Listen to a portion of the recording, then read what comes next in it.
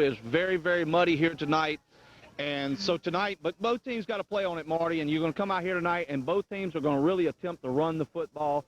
Westlake is very big, has a big man running the football, and you know LeBrand and Tofield for Independence, so the team that can stay out of the slot and make turnovers will probably win this game. What about this team here from Farmerville? Well, Farmerville, Darrell, is a team that solely relies on the run, and they're led by Russell Lyons and Cadero Singleton. Very rarely will they pass. And with these conditions tonight, it is more conducive to the way they play football. You know, they want a power game, slow up the game, you know, keep the ball away from Independence. And they are led defensively by, I'm going to tell you, two outstanding linebackers. And Jerome Wallace and Tawani Dismuke, they'll be the two biggest guys on the screen, and they are just, from what we've heard, outstanding. So it's going to be tough for the Independence to run the ball tonight, so they're going to have to mix it up with the pass. And, you know, Farmerville comes in 9-3, Independence 13-0. You get this far, Darrell, you hold nothing back. And, you know, we came up a little bit early as we walked through the Independence pregame here at a Ouachita High School back in Monroe. And, you know, they are really very businesslike, very focused tonight here. They come in, and the team that can win the lineup up front, the big men down in the trenches, allowing LeBrandon Tofield or Mr. Frank to run the football, is going to be the team that wins this ball game. So we're going to get back up in the stands and try to get set. It's a chilly night here. We're going to get out of the slop and let the teams get ready. And as soon as they're ready, we're going to bring you the kickoff for Tangipahoa Television's Game of the Week. The number 2 ranked AAA Independence Tigers on the road here in Farmerville to play the Farmers.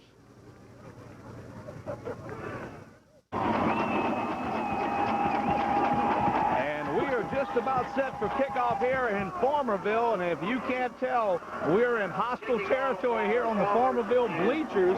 We're outside in the cold amongst the fans, and right now the Farmerville has elected to defer the kickoff to the second half, so Independence will take the ball. Set back deep to receive is number 2, LeBrandon Tofield, also Otto Bonds and Devarius Best.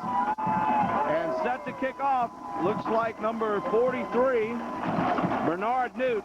And all season long, Marty, we've seen him kick it away from Tofield. A wise choice if you're the opposing team. Definitely a wise choice. As this young man, every time he gets his hands on a ball, is capable of going a distance. So we are set for the kickoff with a chance to advance to the Superdome. And in Darrell, it is electric. As loud as I've seen it all year long and everywhere we've been. And it's live on both sides. There's still got cars pulling in the stadium. State semifinals tonight, folks. And we are in cramped quarters and conditions that are not to our liking. And neither team is in conditions of their likings. That is a muddy track out there tonight. So let's see if Bess or Bonds gets a kickoff, as they will probably kick it away from the real deal. Kick is away, and it's going to be fielded by, I believe that's Bonds. Brings it up the right side, feel a little bit muddy. He's going to be hit down hard at about the 17-yard line. So the Independence Tigers will set up shop there on the first possession. As the Tigers come out here tonight, number 2 ranked in the state and undefeated to face a 9-3 Farmerville Farmers team. And muddy field, Marty, is to say the least, as it is sloppy in the middle of the field. Well, Darrell, they had a big rainstorm last week. They say that they played in 2 inches of water the whole night against Westlake, which Farmerville came on top 12-0, and we still see the repercussions of that atmosphere. And the Tigers come out in the one-back set with DiMaggio in the slot. Williams to your high side. It's a pitch to Tofield. He's hit hard at the line and going to be knocked down for about a 1-yard loss. So LeBrandon Tofield, who carried the ball 39 times last week, comes out tonight on the first carry and gets dropped for a 2-yard loss, Marty. And, Darrell, that was just a sweep to the left, and I tell you, early on, he got really hit hard, but he'll definitely bounce back. And that was Cleveland on the tackle, so it'll bring up a 2nd down and 12, and I believe they lost 2. And, you know, Marty, we talked about it early on. The team that can establish the running game is probably going to do the best out here tonight on the first play from scrimmage. Independence did not get the hole they wanted out of the offensive line. 2nd and 12. Fake the ball to Tofield. They've got Albritton all alone. Their receiver. He's wide open. He's going to go to distance. You're not going to catch Kenny Albritton, baby. He's at the 10, the 5. He's going to score. And the Tigers have jumped out here early on, Marty. 2nd play from scrimmage. They burn them deep. And Dad, Farmerville is just set up stopping the run, and Independence burn them deep, and Kenny Albritton on an 80-yard touchdown, and it has electrified the Tiger side. And we told you early on that Farmerville had lost a couple games. They lost to Winsboro, and they gave up over 300 yards passing. They've given up 80 here early, Marty. Well, in the first play, they showed that they're very good against the run. Their weakness has been giving up the big play, and Coach Keith and offensive coordinator Keith Corona that pitched it to the left. Point, so the Tigers have jumped out to a 7-0 lead early on the Farmerville Farmers. Right now, we'd like to thank a couple of our sponsors. First and foremost, we'd like to thank Dixie Motors for supplying us with the van to get here tonight, and also Corona's Bakery in Hammond on Market Street. Marty, I went in there the other day, and they've got the Christmas cookies and the Christmas cakes already out there. If you're getting ready for holiday season and you don't have time to bake yourself, go by there. I had to leave out there with a big chocolate pie. I hated to say, but I ate half of it by myself. They got wedding cakes. They got bread baked daily. They serve po' boys for lunch Monday through Friday. They got it all there. And also Charles Gentle, attorney at law there in Mulberry Street in Amy. Thank you for helping us get us on the air tonight. So the Tigers strike early now, Marty. How important is that to jump out early in a game of this magnitude? Well, it's very important, especially when you come on the road. 5-hour drive, Darrell. You know, they sat around for a couple hours at Washita High School, and anytime you go on the road, it's not the same. Of course, you'd rather be playing at home, but it's very important to get up on top early, and it gives you the momentum. And I'll tell you what, the Farmers are just simply shocked. And set back deep to receive for the Farmers is Singleton and also Dangerfield. Sieber will kick it off. So Antron Sieber threw the touchdown, boots one away. It's headed for Dangerfield in the end zone. The ball will come out to the 20-yard line. It will be the first possession for the Farmers tonight. So the Tigers defense, who has played big all year long, they've jumped out early here on offense. Let's see if the defense can come in and do their job on the first possession. And Darrell, an underrated defense of that. And they're led by middle linebacker Keith McLean and the two down linemen Don Drake and Antoine Courtney. Actually, the whole defense, the defensive backfield, Antoine Smith, Nathan Hatfield. We hate to leave anybody out, but I'm sure we won't as the game gets further on, because this defense is underrated, but they are outstanding. And Russell Lyons, number 7, the fullback, has been the main yardage getter for the Farmers this year. So they turn, they pitch the ball to Singleton off the right side. Not much room there. He'll pick up about a yard. So the Tigers defense knows what's coming at them. They're going to bring it right at you and try to force it down your throat, Marty. And Farmerville makes no secret. They'd like to have ball control offense and let their defense take over the game. And that they just don't throw the ball much, Darrell. Well, they picked up 2 yards on the carry, and the problem with that is the middle of the field is so muddy, it's going to be hard to get a lot of traction and ball control at the middle of the field. We have an injured player down. At this time, we'll go ahead and thank a couple more of our sponsors. Fidelity Finance at 118 Kate Street in Hammond is getting that time of the year. If you need a loan or anything, go by and see them. 429-8000, call them up over there. We want to thank them for helping us out. Johnny Navarro over there, the manager, they do a great job there. Also, Jack Rafael out at the Petro Truck Stop, Iron Skillet, and Lucky Jacks for helping sponsor us. And one of our sponsors help us look good all year, S&S Sports Center. You know, Marty, they got the new embroidery machine up and rolling. They have done some wonderful work over there as we hopefully, if the Independence Tigers advance and you can get you an Independence sweatshirt. They've got some nice stuff over there, support your team. And they have all kind of college and pro team stuff. They do a full line of silk screening, but the embroidery is really taking off for them. Getting ready for Christmas. Go by and see the Scalage family there at Hammond at S&S Sports Center.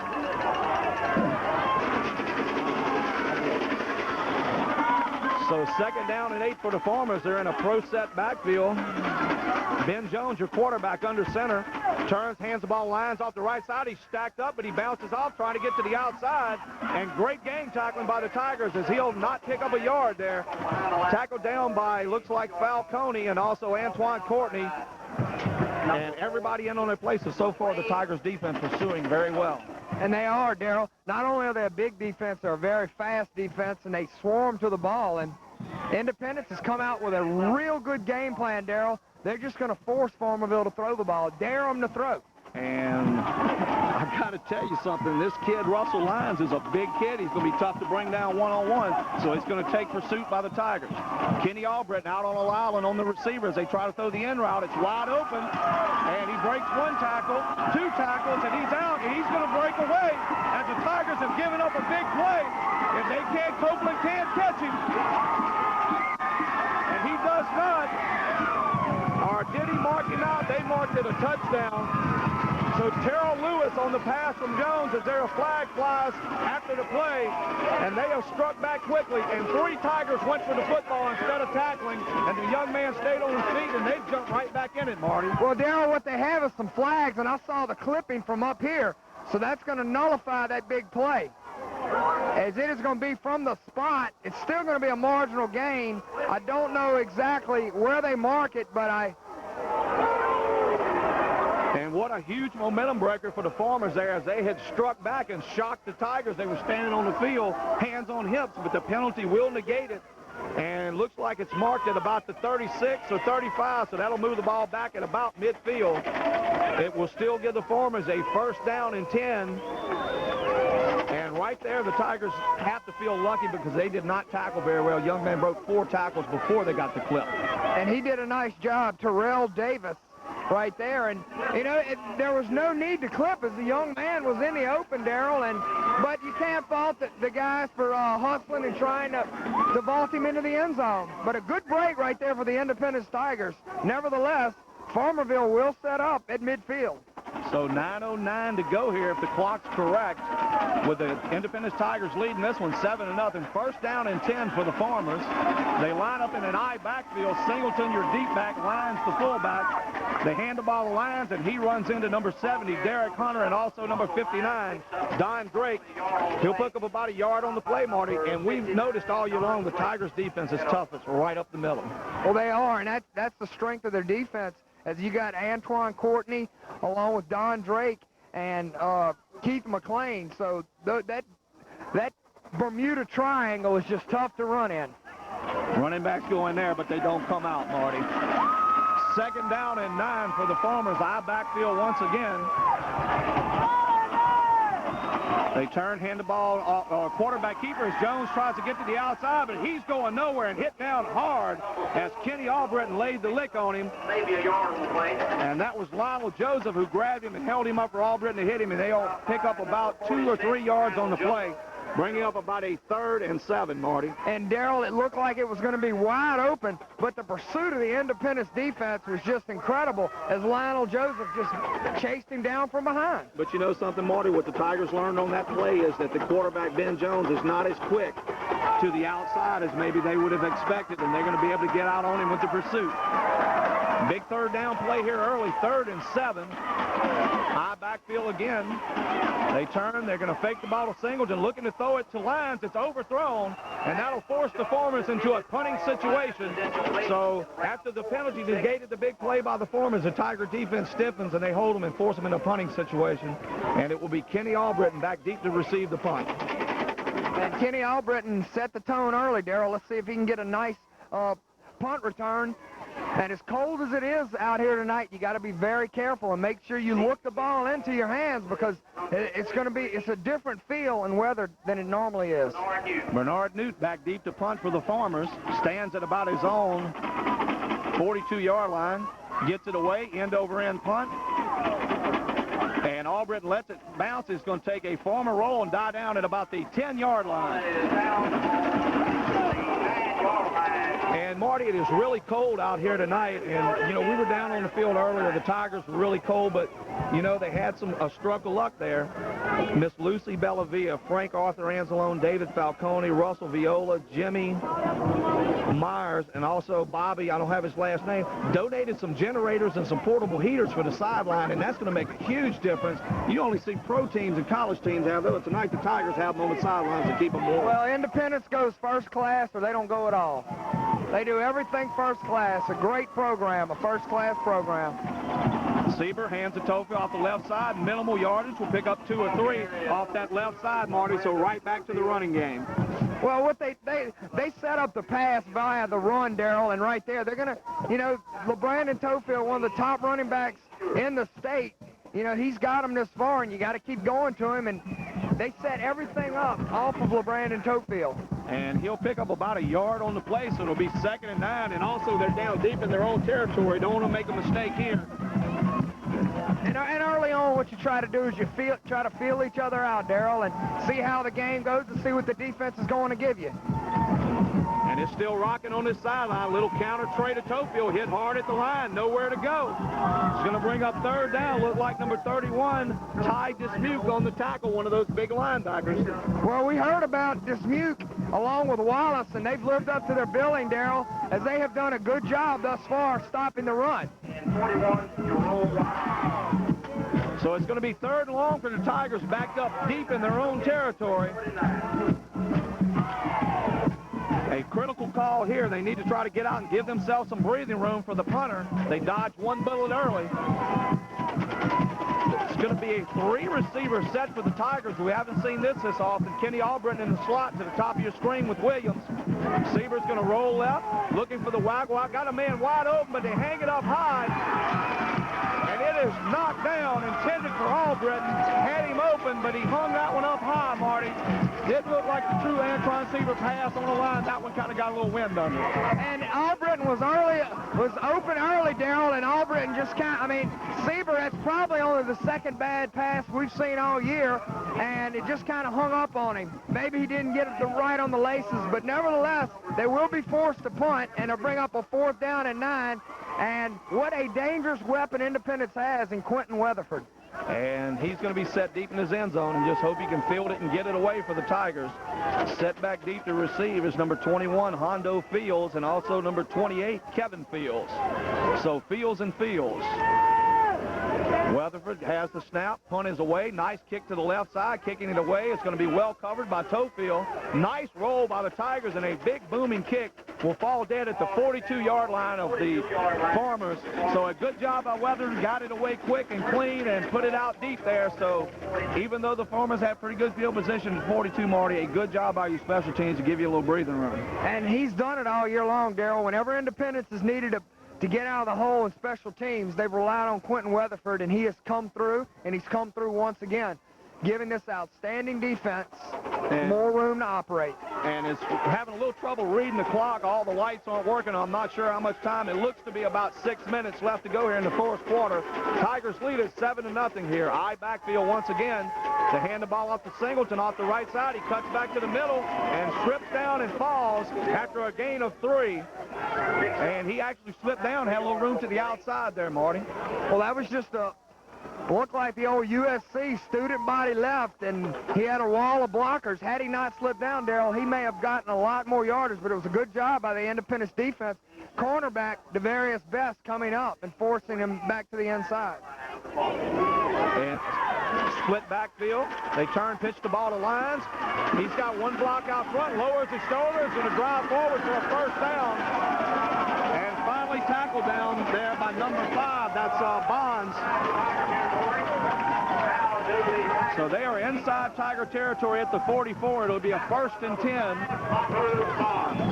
And Darrell, just what we expected, power football out of Farmerville. And right there you see Wild Lyons has 1,400 yards as he is a big back, and one man's not going to bring him down. You cannot arm tackle him. You have to wrap him up and hit him low.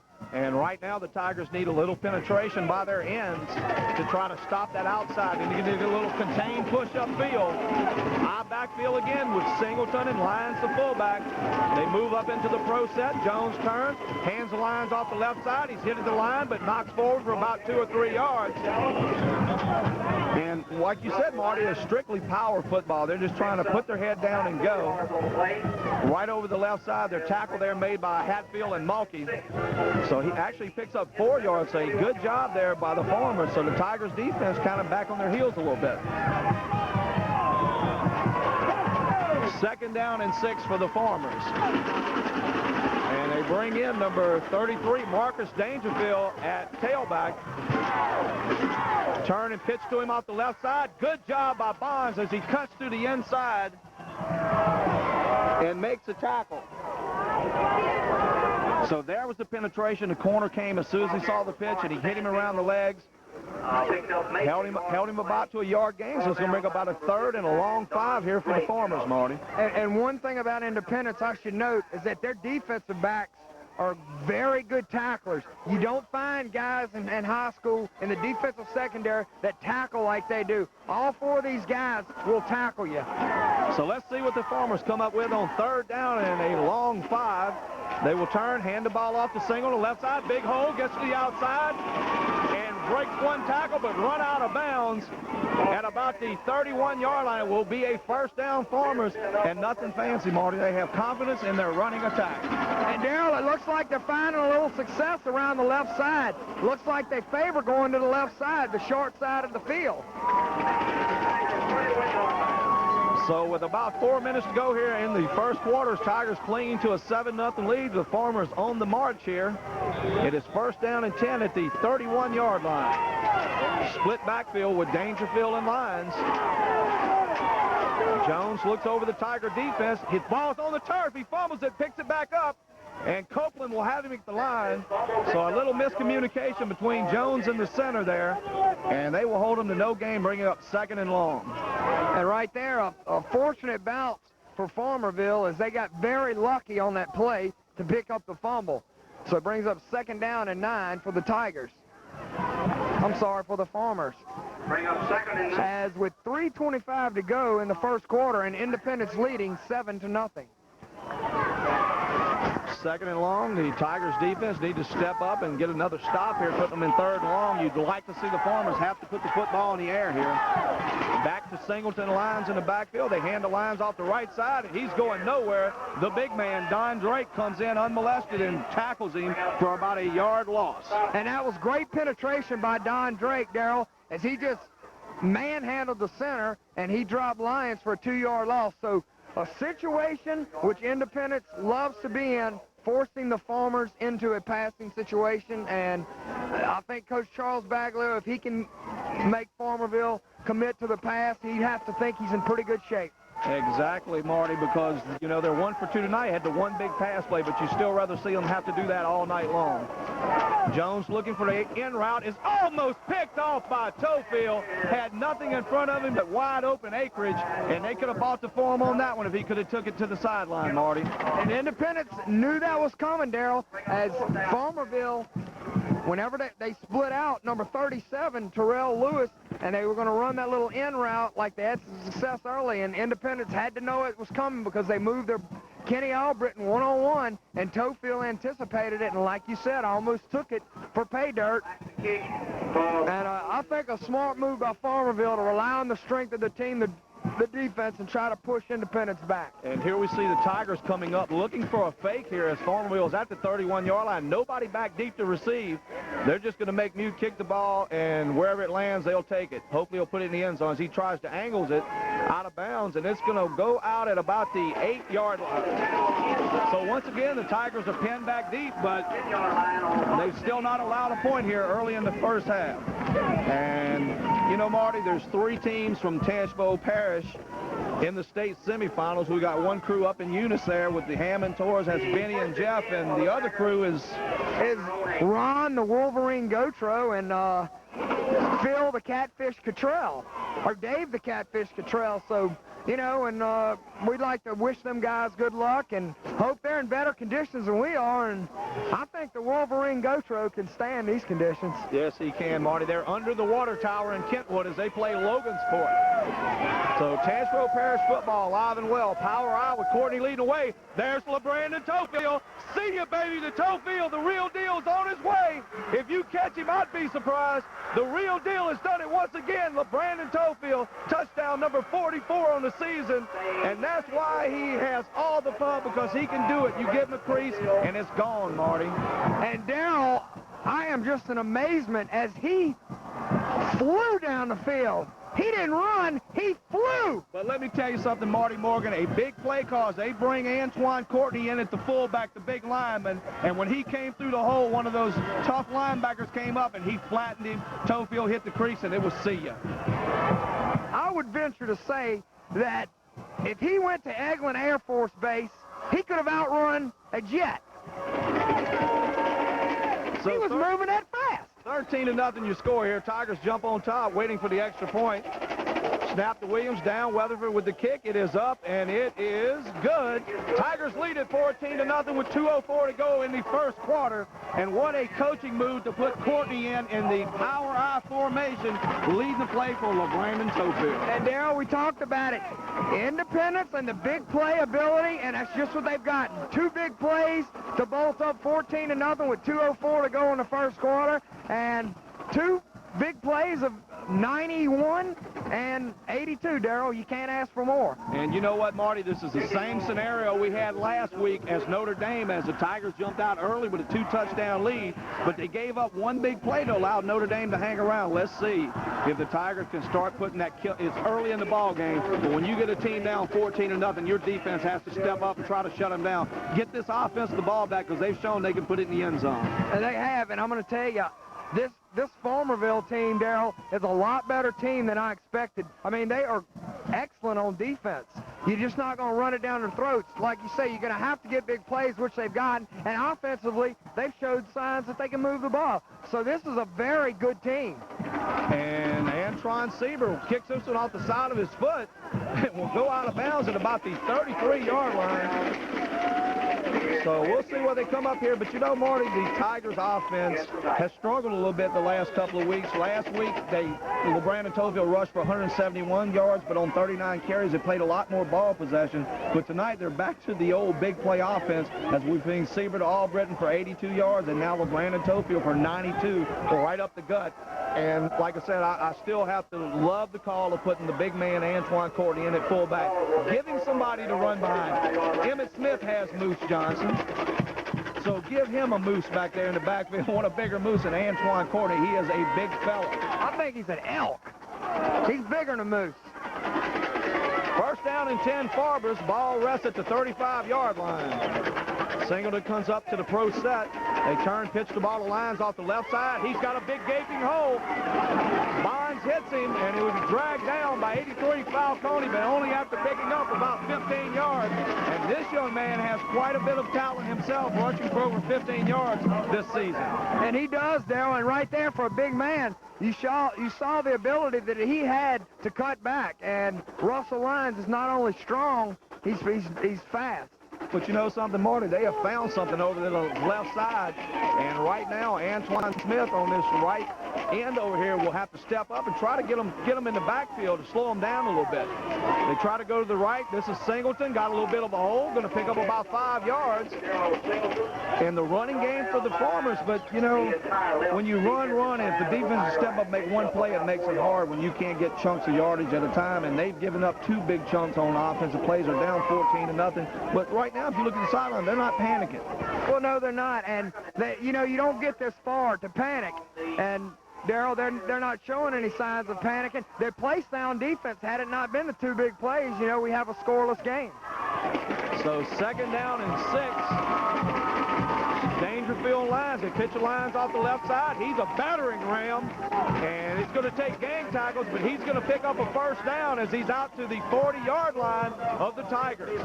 And, Darrell, that's just hard running right there by Lyons. But, you know, all year long, this Independence defense has bent not all year long. I'm sitting here lying because they've been outstanding, but they have bent at times, but they've not broken. They've given up some yardage at times this year, but they've been able to keep opponents out the end zone, and so far they've been able to do that to the Farmers. 40-something seconds left and counting. Farmers come to the line on 1st and 10. You have Lyons and Singleton. Jones in the power backfield. They set into the pro set. They're going to come to the left again. It's Lyons trying to get to the outside. Hit hard by McLean, but only after about a 3 or 4 yard gain. So right now they are marching the ball down the field on the Tiger defense. And we've got 23 seconds to go in the first quarter, and Independence has bolted to a 14-0 lead, but Farmerville once again has moved into Tiger territory as they have moved the ball down to the 35-yard line, and I would imagine they will not get another play off in the first quarter as we're down to 3-2-1, and that'll be the end of the first quarter. So after 1 quarter of play in the state semifinal game at Doc Elliott Field, your score, the Independence Tigers 14 and the Farmerville Farmers nothing. And the Tigers have come out, been very impressive on offense, opening up the 2 huge plays to open up this 14-0 lead. But on defense, the Farmers are still coming at them, lowering their head. And right now, this young man, Russell Jones, seems to be running the ball very hard. He's a big guy, putting his head down, lowering it across these guys. He's doing a good job for them. So the Tigers need somehow to step up and maybe hit him in the backfield to slow him down a little bit. He's getting a 3-yard run before he hits anybody. he gets that much of a head start, it's going to be tough for these smaller defensive backs to bring him down one-on-one. OCS is leading West St. John 14-0. So it is now going to be 2nd down and 6 as we have changed ends of the field. The Farmers have the ball there, and once again it is Singleton, the tailback, and Russell Lyons, your fullback. They put Kenny Albritton on an island on the receiver, figuring bring everybody else up to force the running play. Pitch it to the left side to Singleton. Got a gaping hole over there. He's going to break through, get a first down. Ball's going to be down to about the 26-yard line. And Darrell, he fumbled it and just got a fortuitous bounce as it bounced right back into his hands. There was 11 Tigers, and he was the only one, and it just bounced back into his hands, and that was the break for Farmerville. So first down, 10 for Farmerville. We're early here in the 2nd quarter. Tigers have leaded this one 14-0 on 2 huge offensive plays. The long bomb from Sieber to Kenny Albritton, and also the 92-yard jaunt by LeBrandon Tofield. But right now on defense, they're being marched backwards, playing a little bit back on their heels. And here they come right up the gut with Lyons, and this time they step up and hit him down hard, stop him for about a 1-yard gain. Antoine Courtney had him first with help from Derek Hunter. By a multitude of Tigers. And as we hear the public announce dress, a multitude of Tigers. Good call by him. Couldn't get all the numbers down. But a better job by the Tigers up the middle. But they're going to be hard to run up the middle, but right now they're hurting them to the outside, especially to the left outside. And that's, you know, when you run against Independence, if you're going to run straight up the middle, you're running to their strength. So you'd be well advised to run outside or run off your tight end, because you can't run up the middle against them. And once again, let's see if they go to that left side. They do. Pitch to Lyons from the fullback. He tries to get to the outside, has a hole. Antoine Smith plays off the block and drives him out of bounds. Appears to be about 5 yards. He's going to pick up about 5. That's going to put them in about a 3rd and 4 situation here, but they have got to be in 2-down territory here, Marty. So the Tigers defense, a big pivotal 3rd down play as it is 3rd and 4. A little bit under 11 minutes left to go in this ball game. Tigers lead at 14-0, but the Farmers are threatening here as they have ran the ball down the field. Not much finesse by the Farmers, more strictly power football. And that's what they do. They like to have long, time-consuming drives and turn it over to their defense. And they bring Lewis in on the outside. Watch maybe to try to draw him off as they bark, and there's the flag. That'll give them a first down on a penalty as Ben Jones came with the hard count, and the Tigers jumped into the neutral zone. And I don't know if that was on a 2 count, if Farmerville had been going on a 1 count and decided to go on a 2 count. If it was a good move, and they picked up the first down. So that'll march the ball inside Tiger territory down to the 15 with 10:37. And Darrell, to Farmerville's credit, you know, they could have sat here and died down 14-0 quickly, but they've not given up, and they're on a good march. And, you know, the Farmerville defense has played pretty well aside from the 2 plays. I mean, the other 2 or 3 runs by LeBrandon have been stopped for a 1 or 2 yard gain, so they haven't played badly, but giving up the 2 huge plays, and the offense has shown the ability to move the football. And right now the Tigers need to step up here. It is first down and 10 at the 15-yard line as there's a timeout on the field. We'd like to thank a couple more of our sponsors. Charles Jenko, attorney at law in A. Mead, 118 Mulberry Avenue. Go by and see Charles Jenko and thank him for helping us sponsor tonight's game. Also, Petro Truck Stop, Iron Skillet, and Lucky Jacks. Mr. Jack Raffel, sponsor of high school athletics here in Tangipahoa Parish, big independence booster. And also Fidelity Finance in Hammond, located at 118 Kate Street. It's getting that time of year, your money needs. Go by and see them if you need a loan, or they can take care of you. They are at 118 Kate Street there at downtown Hammond. 429-8000, the phone number.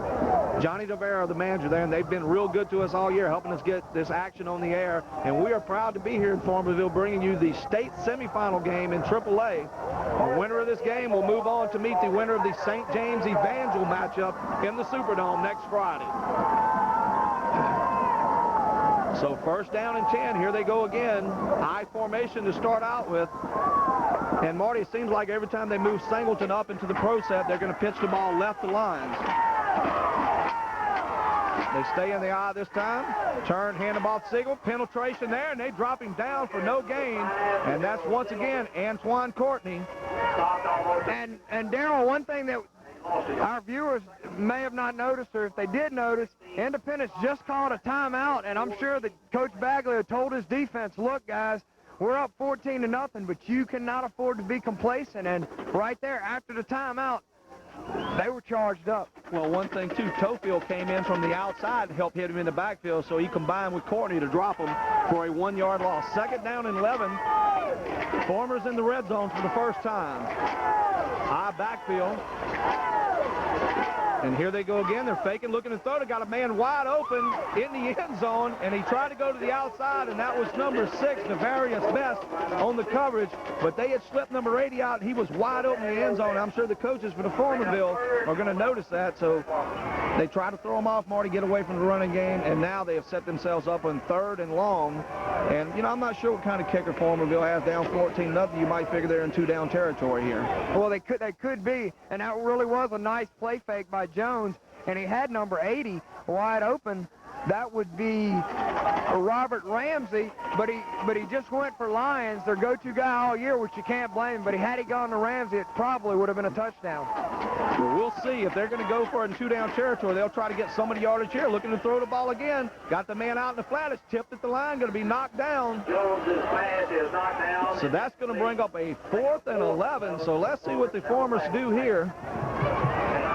That's going to be blocking below the waist. Obviously, in high school football, you cannot cut block, and up here, we did see that he tried to take an Independence defender's knees out from under him, and that's exactly what happened. So that's going to be a penalty against the Farmers, and Independence will surely decline this penalty. I would think they would. And actually, they're going to mark this penalty off, so it shows how much you know there, Marty Morgan, as Coach Baggers decided to take it. Well, that's a smart move, right. I thought it may have been a 10-yarder, and then again, Farmerville showing no ability to throw the ball. Well, Marty, you know, they had a couple of receivers open where you got to see some continuity in the offense, and I don't think they're used to throwing the ball, so if they're going to do something they're not used to doing, then the ball will be marched all the way back to the 38-yard line as they mark it from the spot of the foul. It'll be 3rd down. So 3rd down, and let's see what they come up with here, because they definitely now, if they don't get some yardage back, will be in punting position. Looking to throw, coming on the blitz. That's Falcone. He misses him.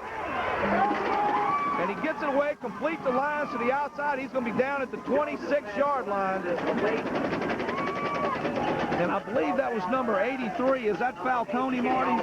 And number 83. He had a shot at him in the backfield and missed him. Also, the Marius Smith. So it's going to bring up a 4th down and about 20. The ball rests at the 26-yard line. 25. So the Farmers come back out on the field. Looks like it is their offensive team on the field. They're going to go for it here. Some big gamble here early. That was 83, Darrell. Chad Falcone coming in real hard, and Jones just luckily ducked out of the way. They bring in Antoine Sieber at a DB to help out, also Kenny Albritton, so we'll see what they can come up with here. Jones turns, they hand the ball off to Single off the left side, breaks one tackle, but he's not going to get the 1st down. And there's a flag coming in late, so this could be a crucial call. At least I think it's a flag. It may just be I think it was a beanbag to mark the spot, Marty. So the Tigers take over with 1st down at their own 21-yard line, so they dodge another bullet. And once again, the defense bends but not breaks, and they haven't allowed a touchdown, leading this one 14-0 with 8:39 to go here in the 2nd quarter. Tigers get the ball for the 3rd time, and they have shown the ability to go the distance on 2 big plays, and we'll see what they come out with here. Brandon Tofield, the lone setback. Williams will be to the bottom of your screen. Albritton to the high side. DiMaggio in the slot to the high side. Fake the ball to counter trade to Tofield. They're going deep once again. Albritton's got him beat, but the ball hangs up, and that's got to be interference, folks. He was all over him. Just ran right over him as he tried to catch the ball, and that's one of those situations where the receiver knew the ball was overthrown, but the defensive back did. And right there, you know, it's getting to the point, Darrell, when you face Independence, you just pick your poison. Do you want Independence to beat you with the pass, or do you want them to beat you with the run? And right now, Farmerville is electing to stop the run, and Independence is just killing them with the pass. Well, they had the man wide open, Marty, and the pass was underthrown, but that's what caused the penalty because the pass was overthrown. And I believe that is a 15-yard penalty from the line of scrimmage. So that's going to move the ball out to about the 35 or 36-yard line, giving the Tigers a first down and 10, and they're in that sloppy part of the field. And that was actually a smart play, or really a lucky play by Kevin Fields, as he knew he was beat. And in high school football, I do not like the ruling, but that's what it is. It's only a 15-yard penalty for pass interference. I formation, DiMaggio leading Tofield. He goes off the right side, hitting the backfield, going to be dropped for about a 3-yard loss. So as you talked about, Marty, they are stacking the line to stop LeBrandon, and that means the passing game is going to have to be effective for the Tigers tonight. So it's going to be 2nd and 13. We'll see what they come up with here on 2nd down. Keith Corona, your offensive coordinator, so far has called a pretty good game plan. Well, he's called an excellent game plan, as they have showed a lot of different things that they can do. And Independence, you know, at times they've just marched it down the field, and at other times they've hit the big play. They're a very explosive offense, and they're very hard to prepare for, as they can do so many different things. 3 receiver set once again. Williams and Albritton to the low side. He pitched to Tofield, cuts off the left side. It's going to be knocked down for no gain once again. So the running game has not been real effective aside from the one big run. But that's the problem you have trying to stop a LeBrandon Tofield. And any time he can take it the distance, so you've got to keep those guys up on the line. But on 3rd and 13, look for the Tigers to go to the air here. Antoine Seaver has been fantastic all year long. Well, if I know Independence, you know, early on they've gone to Albritton, and they've gone to Tofield. So I'm going to look for either Rod Williams or the big tight end. And I think you're correct here, Marty. I would probably see them maybe try to run the out pattern to Williams to this side, the waggle play. And they throw it right, and he is open and dives for it, and they call it incomplete. So the Tigers will be forced upon as Lionel Joseph laid out for the pass, but a little bit overthrown. So with a tad under 7 minutes to go here in the second quarter, the Tigers will be forced to punt. Weatherford did a great job out of his end zone. They have turned the field position back in their favor. Let's see if they can get a big punt here and back up this former team. The Fields brothers are back to receive the punt. They line up to catch it at about the 30-yard line. We'll see what kind of punt Weatherford can get away with here.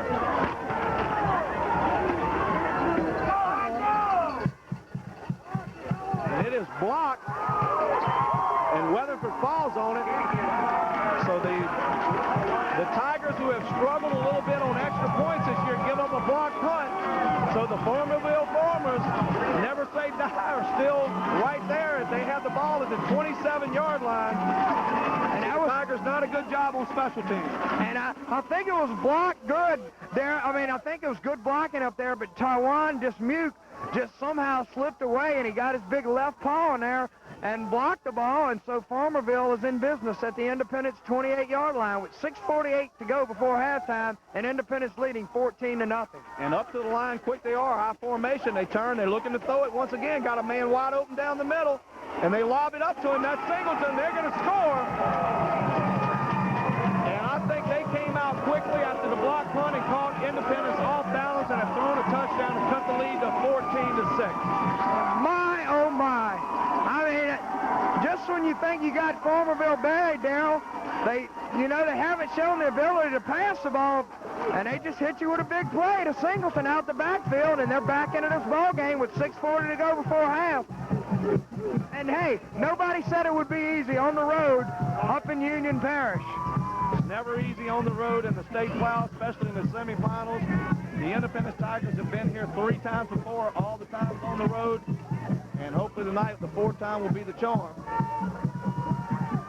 And it will be number 43, Bernard Newt, to kick the extra point. And extra points become important here as the Tigers lead at 14-6. That's going to be a delay of game penalty. And it took a long time because the young man had to change shoes, Marty, and it took a long time. So they're going to back it up 5 yards, and that could be a crucial 5 yards here. So let's see if it comes back to haunt the Farmers. Delay of game call backs it up 5, so they will be kicking the extra point. You know, and You know, this shoe business, I don't know if a square toe is that big of a difference, Darryl. I just think a lot of it's mental. Hey, I mean, you can practice from 15 yards out and kick it with your regular shoe. Me and you can do that. Bad snap. Mute's looking to throw the football. He's being pressured by Albritton. Lobs it straight up in the air and knocked down, so the Tigers avoid the extra point. A good job there. And that's a good break right there for the Tigers, because if Farmerville should score again, that's going to force them to go for 2. But you know what, Marty, though? It goes back to show you when you get a penalty like that, it takes you out of your regular extra point routine, and it might have cost them a point right there. So with 6:40 to go here in the second quarter, the Farmers are on the board. Score is now the Independence Tigers 14, the Farmerville Farmers 6. And we'd like to thank a couple of our sponsors. Corona's Bakery, located on Market Street in Hammond. Go by daily. They have pistolets and hot bread baked daily. They have cakes, wedding cakes, anything you need a special occasion cake for, they can do it for you. With Christmas coming up, all the cookies and the pies and the cakes. I love this time of the year, Marty. So go by and see them over at Corona's and thank them for helping sponsor high school football. And also, we'd like to thank S&S Sports Center there in Hammond, your locally owned sporting goods store there in Hammond for over 15 years. They're a big sponsor of all high school athletics. They are big into the embroidery stuff now. They do some fine work over there, can do all your silk screening needs, but they also carry a full line of equipment, sporting wear, shoes. They have it all there at S&S. Skalosh family in business for over 15 years. And, you know, once again, we want to thank Dixie Motors for helping us out getting this van for us over here. And it is a nice van, so if you're in the market for vehicles, go by and see them at Dixie Motors there in Hammond. Bernard Newt set to kick off. Set back deep to receive is Bonds, Best, and Tofield. And the Tigers need to get a little field position here.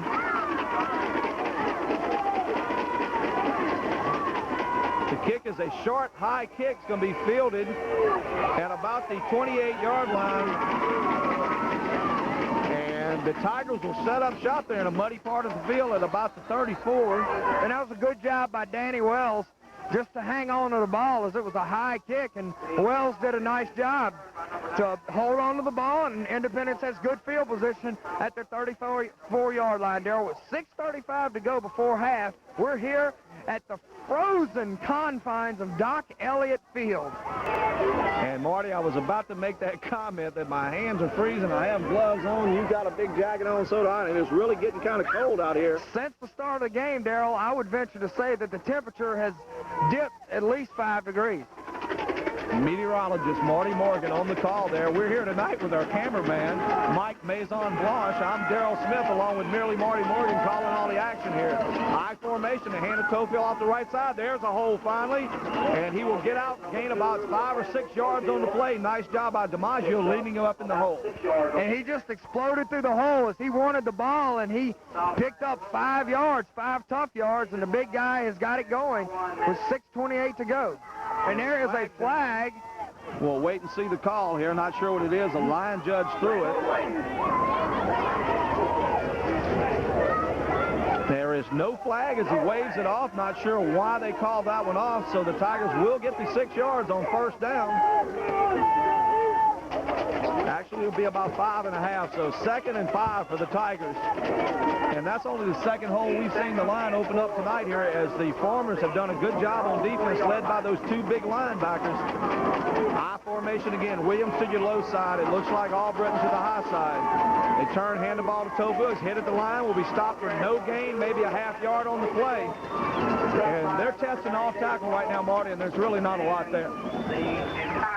Well, what they're doing is stack, like most teams do when they play Independence. They stack the line. They put 8 men in a box and dare Independence to throw, and those who have dared them to throw have paid the price. But you know, Marty, we've yet to see him go to Tofield on the toss sweep, try to get him to the outside a little bit, as that is the drier side of the field. So on 3rd and 5, the Tigers at their own 40-yard line. We'll see what they come up with. Once again, Williams to the bottom side, 2 receivers to the high side. Seaver looking to throw, throws the out pattern to Williams, catches it, knocked out of bounds at the 45. Nice concentration by Rod Williams. Mr. Sure Hands all year does a fine job bringing it in and getting his feet down. So they'll pick up a first down, and they will be inside Farmer territory. Ball rests at the 44-yard line. And I'm going to tell you, that's just for a high school kid to make that kind of throw, and a young man to have that kind of concentration and hold on to the ball, is just outstanding. That's a great pass and a great catch from Antron Sieber to Rod Williams. Well, what happened? The cornerback sets up on the inside, the safety's back deep, so all they do is lob it over the cornerback's head, in between the cornerback and safety for the reception in the first. I saw it from up here, and I know the coaching staff, Keith Corona, saw it, and they ran it to perfection. Tofield off the right side. It's going to drive forward, pick up about 3 yards. And LeBrandon Tofield is not going to quit running, Darrell, and he is being hit very hard, but he just keeps getting back up and running hard. And, you know, talking about the play before, we saw the pass was open, but, you know, it's kind of tough to tell a high school kid that you think you can make that kind of throw, and Antron Sieber has shown that he can. And, you know, we saw LeBrandon Tofield last week take punishment after punishment. 39 carries. He carried the ball last week, and the young man just keeps his leg moving. And, you know, we saw him today at a Washita High getting dressed, and what a physical specimen this kid has cut. All the tools. Little counter tray out the left side, jumps over one man, runs to another, gets to the outside, the real deal on the move, breaks another tackle, down at the 11-yard line. And Darrell, you can't coach that. That's just God-given talent. The young man keeps the legs pumping. He ran over field to pick up an extra 10 yards, and Tofield has carried the mail inside Farmerville territory as they have marched it in to Farmerville territory down to the 13-yard line. Well, Marty, what really got the whole thing going, when he got to the line, he had a blocker and a tackler in front of him low, and he just jumped over the top, and then once he got to the outside, broke 2 tackles, and they have set up shop at about, looks to be from the muddy spot, about the 13-yard line. First down and 10, so Tigers threatening once again, and they have come with the power package of McLean and Courtney, and Tofield the deep setback, so we'll see what they can do here with the big men. They're looking to throw. They're trying to roll him out, throwing it across the middle, intended for Weatherford. Weatherford on the little out pattern, the tight end, it slipped to the corner, and it's overthrown, so it'll bring up 2nd and 10. And Darrell, Weatherford was wide open, but Albritton kind of was on the run. Had he thrown it earlier, that would have been a sure touchdown. As he rolled a little deeper and had a little pressure, he waited a little too long. Had he thrown it right on early, it would have been a touchdown. It was a tough throw as there was a defender in front. It would have been a nice touch pass over the top. He didn't quite get that one there. But they showed the power package and tried to throw him off guard by throwing the football. They come back with the I formation. Antron Sieber, your quarterback, directing this Tiger juggernaut offense. They turn, hand the ball to Tofield right up the middle. He's hit the line, still driving, pitches it back to Sieber, and he falls on it. And I don't think that was I don't know if that was a call play as he tried to pitch it back or whether he did that one on his own, but it lost about 3 yards, Marty. Well, I think he did it on his own, and that was a smart play and a not-so-smart play, Darrell. If it had worked, it would have been a smart play. If it hadn't, it wouldn't have been. But fortunately for Independence, they got the bounce, and thank goodness they got the ball back. But it's going to back them up to bring up a 3rd down and 18. Ball now at the 20-yard line. They're almost about to back themselves out of field goal range. So look for the Tigers to go to the air here and try to get something back so maybe they can go for it on 4th down. It is awful muddy to try a field goal. Sieber dropping the pass, got all day, throwing it to the outside. And it is a touchdown to Albritton. As he just waited for it, I don't think the defender ever saw the football. Kenny Albritton went up and got it. The basketball player turned football star, makes another big catch, and like we called him a few weeks ago, the silent superstar of this Independence team. And once again, a fantastic throw, a fantastic catch, and this team's outstanding. And they are doing what it takes right now. They have jumped out to a 20-6 lead. Quentin Weatherford will line up for the extra point. 2 for 2 on the night, and they've had trouble the last 2 weeks with extra points. Another big one here. And Darrell, this is the best defense that I've seen all year. They snap it over his head, ball's on the turf, and they will not get this one. So now it is only a 2-touchdown lead. And, you know, we talk about it over and over, Marty. These kind of things can come back to haunt you. Let's hope they don't come back to haunt the Tigers tonight. Lead at 20-6, which was due mostly to the running of LeBrandon Tofield. The one big run got them down there, and then they kind of stumbled once they got down there, but they back themselves up, and then they come with a great pass play. So every time it looks like they're staggering a little bit, they step back up and make a big play. So with 3:40 to go here before halftime, Tigers lead at 20-6. It's Washita Christian 27, West St. John 0. So the Independence Tigers have done it all year long, Marty. They've done it on special teams, offense, defense. Tonight it's been the offense doing most of the damage as they have looked very good up and down the line here. Scored on 2 big ones, got another big one, and then punched it in. So they have scored 3 times here in the first half. And, Darrell, when you talk about Independence High School, you talk about a total team effort. You know, week in and week out, they get contributions from so many different guys. You know, and you see the fan support they got. I mean, it's just outstanding. The whole town is here tonight. It's a credit to Baglio and his staff. Better kickoff this time. It's going to go to the right side and out of bounds. Flag flies once again, so Antron Sieber having a little bit of trouble getting his kickoffs down the middle. Nevertheless, the Tigers lead this one 20-6. And Marty, should this one come to fruition, and the Tigers win this one next week, they would be at the Dome, and it would be the first time they've been at the big show, and with a possible rematch with the University of Evangel. Well, we got to get through this one, Darrell, but, you know, I hope if they're there, we'll be there, and hopefully they will be there, and it's, you know, early on, it's looked good. It's, you know, Farmerville's defense is outstanding, but Independence's offense is also outstanding, and they've just beat Farmerville with the big plays tonight. And big play offense it has been all year long. And this Farmerville team needs to try to get something. They're looking to throw the ball again, sending a man up the sideline. It's there, it's caught and dropped. And they're going to call it incomplete. He had it for a split second as it just went off the fingertips of Terrell Lewis. A nice throw by Ben Jones. And, you know, you wanted this team to throw the football, and you get a throw like that, and you say, hey, maybe we don't want them to throw that much. And Ben Jones has shown the ability that he can throw. And right there, Lewis almost made a fantastic catch. And Ben Jones is only one letter away from being Burt Jones, so you got to be careful with this kid. 2nd down and 10, ball rests at the 35-yard line. The Farmers down 14 here in the second quarter. The second-ranked Tigers doing what it takes so far in this ball game. This time they hand off to the left side. He's going to be knocked down at the line there. Lyons runs into number 90, Antoine Courtney, and he's one of the few on the field that can bring him down one-on-one like that. Courtney is a big man. And, Darrell, I believe if you're Farmerville, you really don't want to panic. You know, you don't want to get out your game plan. You want to continue to pound the ball, and the passing's going to come. You know, you set up, if you're Farmerville, you're expected to run the ball, so you need to set up the pass with the run. But I'm going to tell you right now, with a little bit over 3 minutes left to go, a 3rd and 9, they don't get it here and force the punt. And the Tigers could put another touchdown on the board here before halftime, and that could be devastating to a Farmerville team who has played awfully hard here tonight and not bad, but have given up the big plays on defense. Fumbled snap once again. Tigers are down on it. Don't know who has it. They say they have it. The official says they have it, and there's the turnover we've been looking for. It'll be 1st down and 10 at the 35.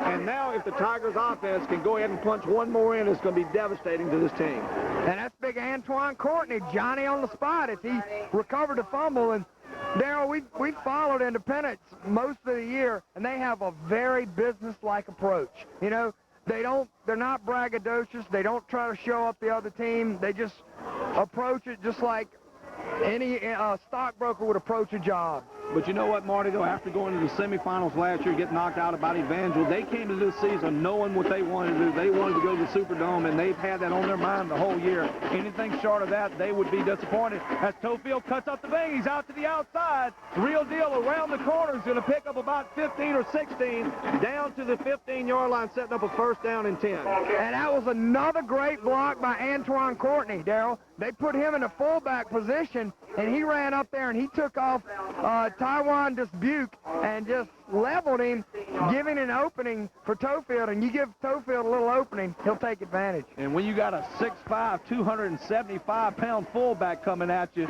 you might take him on, but you best get out of the way. So Tofield busts off the right side and has him down to the 15, 1st down and 10. Sieber, the same formation, Courtney in the hole.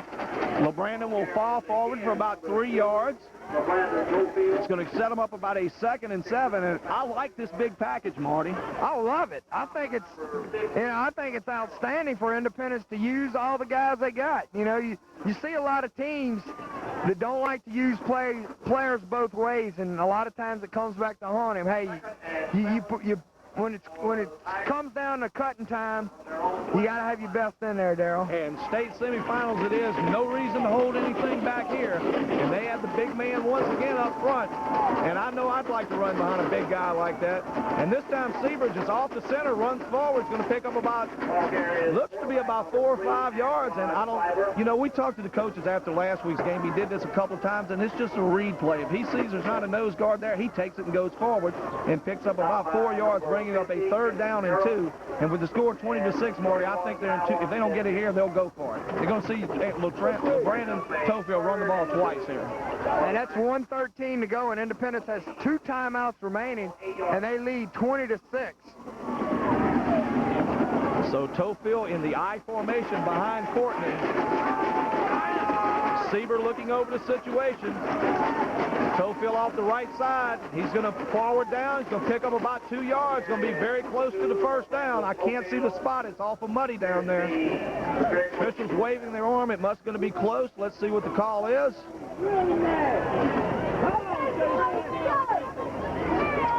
First down, Tigers.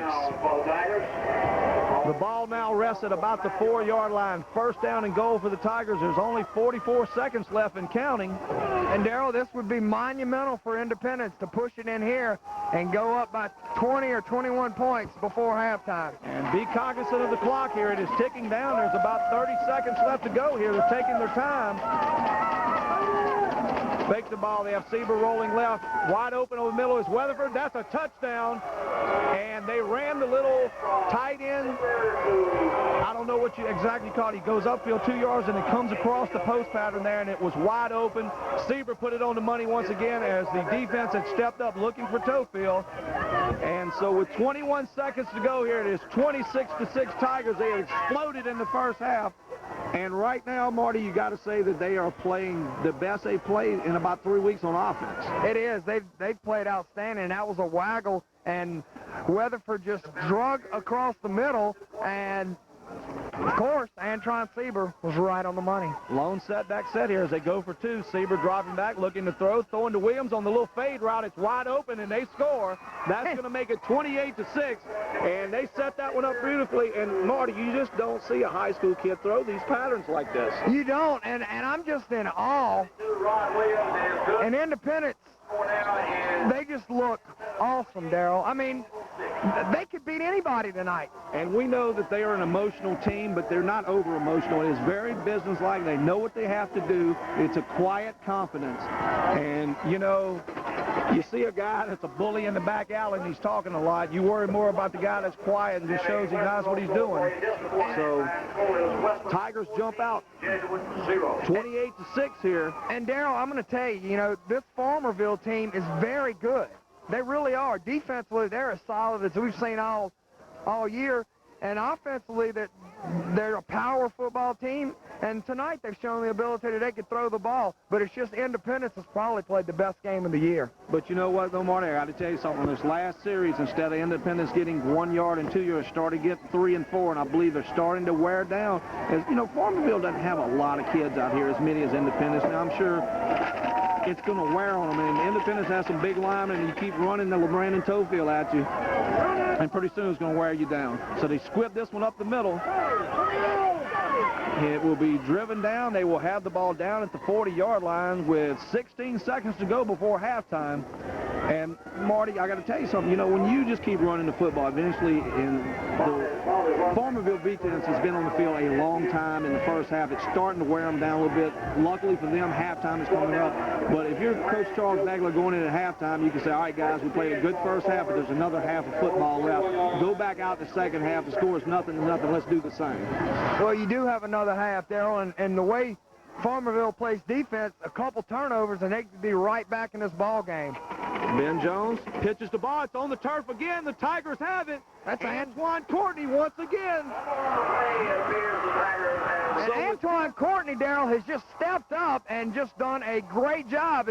He's been everywhere tonight. Marty Morgan, we've said it all year long. Antoine Courtney is a man among boys. He stands at 6'5", 275 pounds, and he makes things happen. So with 10 seconds to go here before halftime, the Tigers will get a chance to take a couple of shots here. And we'll see if Baglio will be happy to go in halftime leading by 20, or he'll just try to go deep to Albritton or Williams. I think you're going to see the ball thrown up in the air here or either handed to Tofield. Hopefully he can break one, but why not take a shot here, Marty? You got nothing to lose with 10 seconds left. And we know what an arm Antron Sieber has. He drops back, got time to throw, sending Albritton up the sideline. There it goes. And it is thrown inside. Had the ball been led to him over the outside, he might have had it. 2 seconds to go here before halftime. He might have got away with a little shove there, Marty. Well, he may have, and that's Antron Sieber kind of threw the ball to the inside. He wanted to throw it to the outside, but it will fall incomplete. And Kenny Albritton, Darrell, has talked about it all year, an unsung hero, and he's pretty fast himself. And you know something, I got to tell you something, though. The sideline over here, we're on the Farmerville sideline, they were yelling for offensive interference, and, you know, I wouldn't have been able to argue with them on that one, but the Tigers get away with it. So we will see Lionel Joseph and Albritton to the right side, Williams to the low side. They'll take one more shot with 2 seconds left to go before halftime. They lead this one 28-6. All day to throw the ball. Now he's being pressured, sending a man deep. And he gets away from one, gets away from two, gets away from three.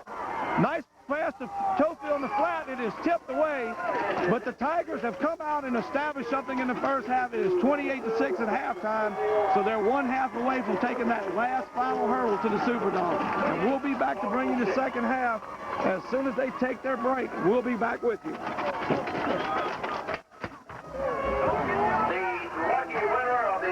Saints ticket is Mary Jo Kate.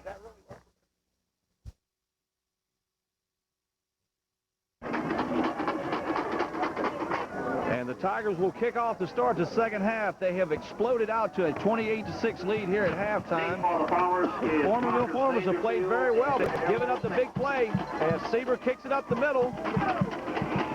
Fielded by Dismuke as he will come into the inside. Look at the big linebacker rumble and gets the ball out to the 44-yard line. So Farmerville will have a pretty good field position there, and that was the big linebacker, Ty Dismuke, on the carry. He looked pretty good carrying the ball there, Marty. He did. He's a big fella. He goes about 6'2", about 220, and he's got a lot of speed and a lot of power, and he gives Farmerville a good start to open the second half. First down and 10 for the Farmers. Ball rests at the 44-yard line. And Farmerville had some success running the football in the first half. They hand the ball off the lines, and he is met at the line there. And let me see who that was. It was a big play, and I want to make sure there, but I believe that was big Don Drake, the nose tackle. Drops him for about a 1-yard gain, so good job by the nose tackle there. And this Lions kid is hard to bring down, Marty. Pretty big fella. Well, he is a big fella, and one thing he does is he runs hard, and he never stops running. He never stops moving his feet, I should say. Second down and 9. And every time there's a flag down, every time they seem like they bring Singleton up to the pro set, they pitch the ball to Lyons around the left side. So I'm sure the coaching staff for the Tigers is kind of keying on that as they had 4 or 5 players up on the line on the right side there looking for that play. Legal procedure goes against the Farmers, backs them up 5 yards. It'll bring up 2nd and 14. And Ben Jones has been hot and cold here in the first half. He's made some good throws, but the Farmerville team could only come up with 1 touchdown, and the Tigers have taken advantage of 1 turnover and 3 big plays, 2 runs by Tofield and 1 pass to Albritton to open up a 28-6 lead. Looking to throw the ball again, got the stop and go there. Albritton all over him, and he's going to, and he dropped it, had it in his hands. Kenny Albritton played it man-to-man perfectly, Marty, had his head turned back to the quarter, But Albritton, at the last minute, knocked it away and himself almost made the interception, Darrell. So it's going to be 3rd and 14 for Farmerville, and after it was a good kickoff return, the first 2 plays have not been so good. So 3rd down and 14, a big, and you know, we talk about it year long. This is a big series because to open the first 3 minutes of the second half usually dictate how the second half's going to go, and they try to run it right up the gut and nowhere to go there. The Tigers defense looking for it, not fooled. And we'll wait for them to unstack them before I call the numbers. That was Drake once again, and also looked like number 70, Derek Hunter, on the play, forcing Farmerville to punt. And Darrell, I mean, if you're scouting Independence, it's just not wise to run straight up the gut. You just can't, you simply cannot do it. So Albritton will be back deep to receive the punt. He stands at about his 28-yard line. And once again, it is Bernard Mute to punt the football. Snaps away. Mute gets it away. And a short punt's going to take a nice little roll and fall dead at about the 32-yard line, where the Tigers will take over first down and 10 to start this second half. The first series for them, and there's 10:09 to go here.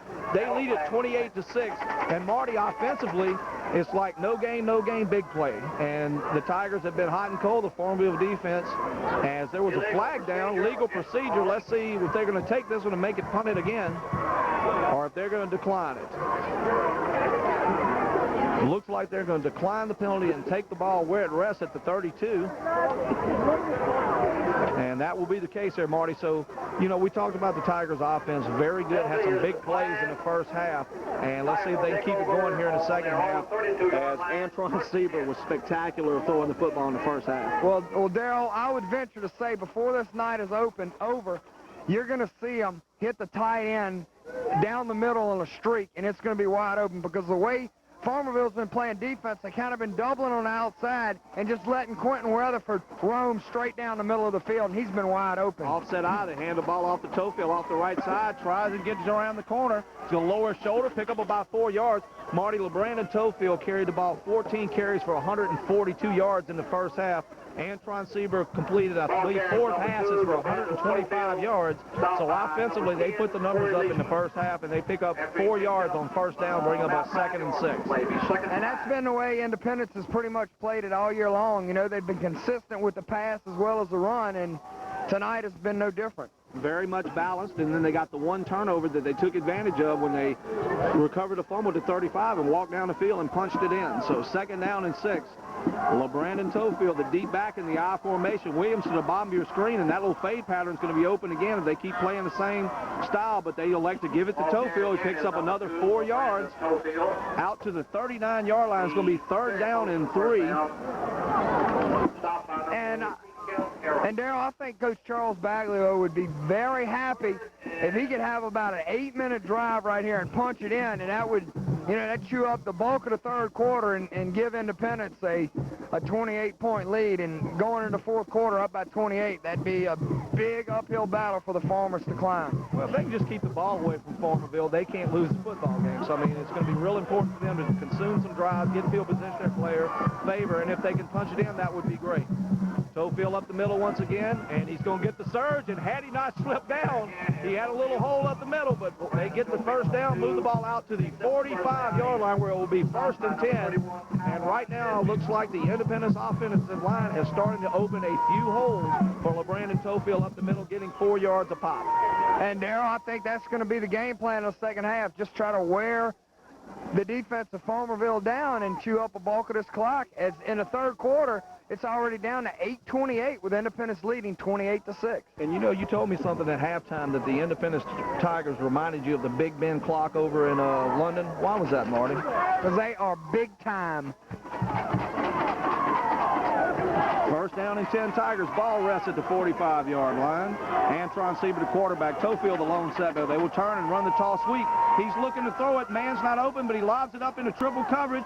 Kenny Albritton goes up and it hits him in the chest, but could not come down with it, as Independence tried to run something a little, I don't know, what would you like to call that, Marty? A little gimmicky to try to get something going here, but it will bring up 2nd and 10 as it dropped out of the hands of Albritton, hit him right in the chest, though. Well, I think it's a little bit of trickery. The main thing we're just trying to do is keep Farmerville honest, to let them know that, hey, Independence is just not going to pound the ball. You're going to have to be aware that they can also pass the ball. And, you know, we haven't even seen them run the wide receiver screen that has been so successful in years past. I don't know if I've seen them run it this year, as that had been a big play for them in years past. But we've seen them run 3 wide receiver sets tonight, something they haven't done a lot. And a little draw play to Tofield, and those legs are kicking. He's moving, folks, and hit down hard. And that was number 20. Julio Falsi laid a lick on Tofield, but only after he gained about 12 yards. And I believe that's going to be another first down for the Tigers. And Tofield looked like Barishnikov right there, Darrell, as he was dancing his way through the hole. but he did take a lick. First and 10 for the Tigers from the Farmerville. That's probably about the best footwork we'll see until we have our Chancellorsville Television Christmas party and Ron Gotro and Mike Blanche get out there and do the tango. Well, that's Ron the Wolverine Gotro. Exactly right, Marty Morgan. First down and 10, ball rests at the 45-yard line of the Farmers. And the Tigers right now opening the second half, doing what they want to do, a little ball control. He's got a man being pressured, doesn't see him, sacked, and the ball's on the turf. And I didn't see who came up with it. I think it is Tigers football, but Antron Seaver was hit hard from the backside. And I got to get the number of this, Marty. That was number 90, David Long, who was coming on from the backside, and Antron never saw him and knocked the ball out of his hands. Fortuitous bounce for the Tigers as it came right back up in the hand. So 2nd and 14 for the Tigers. And that was one of the plays we had talked about. I think he was looking for Weatherford down the middle, but he just did not have time to complete it. So 2nd down and 13 for the Tigers. Ball back at the 48-yard line as the play comes in. And Tigers eating away a lot of clock. 6:45 to go here in the third quarter. They lead it 28-6. Williams comes to the low side, and the corner plays way in tight, and the safety's off. And LeBrandon Tofield off the right side, driving people and being led through the hole again, once again, by number 90, Antoine Courtney. As we see the official limping around, he took a shot on that one. But he picked up about 6 yards, and will bring up a 3rd down and about 8. And that was the kind of adjustment Independence needed to make. And they did that by moving Antoine Courtney to the fullback position. And it's paid off. So 3rd down and about 7 for the Tigers. And we'd like to thank one of the Farmerville former students here as they went down and got us a little liquid libation here. And we appreciate it very much. We are cold and dry up here at Former Stadium. That is Doc Elliott Stadium here in Farmerville. Hand the ball off to Tofield on the right side. Cuts back to the middle, driving forward. It's going to be about 2 yards short of the 1st down. Interesting 4th down call here. If you play in field position, you punt it away right here. Number 56, Brandon Gatlin. Where's Melanie? So see what the Tigers come up with here. Is it is 4th down and about 4.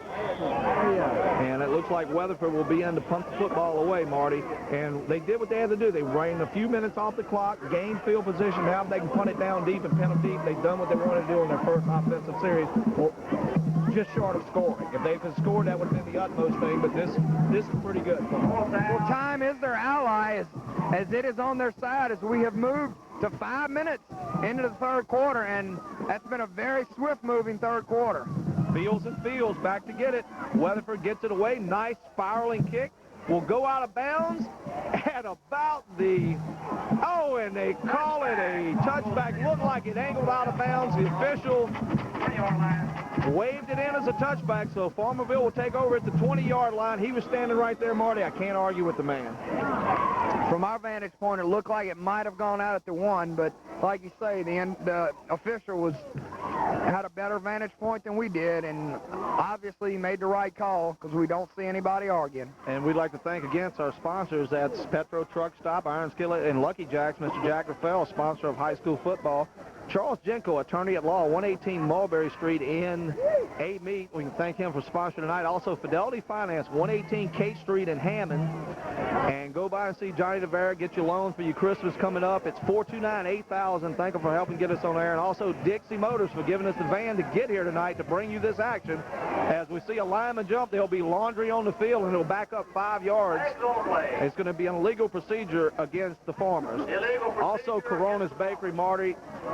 Every time I go in there, I think I just fell in heaven because of the wonderful bread. You smell it, the pies, the cakes. They do wedding cakes, anything you could want there. You're a married man. I'm sure you got your wedding cake there, and they just do a great job there. I went in and saw Mr. Corona. They had to walk out with a big chocolate cream pie. They have apple, they have pecan, they have coconut, sweet potato, pumpkin. They have them all there. Go by and check them out there at Corona's. And also S&S Sports Center, your local sporting goods store in Hammond. Fine embroidery system there. Quick turnover, too. As they hand the ball off to Singleton off the left side, he's going to pick up maybe about a yard or two. on first down. It is now still going to be second down and 14. So Farmerville deep in a hole here. Tigers lead it 28-6 with 4 minutes to go here. About 4.5 minutes to go here in the third quarter. And Darrell, Farmerville does not have the kind of offense that has the ability. They don't have a big play offense. They just kind of pound it down your throat and hope for something big. So as this game gets deeper and deeper, it gets a lot more tougher for Farmerville. Singleton off the right side. He's getting to the outside. Cuts back to the middle and is going to be out. Picks up about 8 yards there. It's going to put him in about a 3rd and 8, and he had a nice little lane to the outside. And Tofield forced him back to the pursuit. Nice job by Charles Tofield. And once again, the defensive backs coming up, making tackles as they have done all year long. Well, Tofield came up and forced him inside, and Chad Falcone on the pursuit from his line position ended up with the tackle, but it is still 3rd down and 7. Big play here early in the third quarter for this Tiger defense. If they can shut them down here and force them to punt, I think they will really be in more control of this game than the Farmerville team would like them to have. Tigers defense jumping around. It looks like Antoine Courtney kind of leaned forward in the neutral zone, and that's going to give them 5 yards, and now it'll be 3rd and short. And that'll be all sides against Independence. And I think once again Jones went to the 2 count right there and fooled Independence, and that'll be close to a first down. It may be 2 yards shy, so well, maybe a yard, so it's going to be 3rd down a yard as we have dipped down to 3:22 to go in the third quarter, and Independence leading 28-6. And it has been the Independence big play offense that has controlled this game. Tigers defense on 3rd and 1.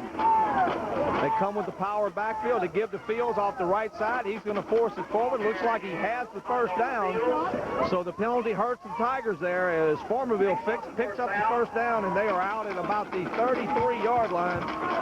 3 minutes to go in the third quarter. The Tigers lead this one 28-6. And Marty, I got to tell you something. Independence is playing very smart here in the second half. They're making Farmerville earn every yard, and the clock is moving with every play. So right now, doing what it takes on defense and on offense for the Tigers. First down and 10 for the Farmers.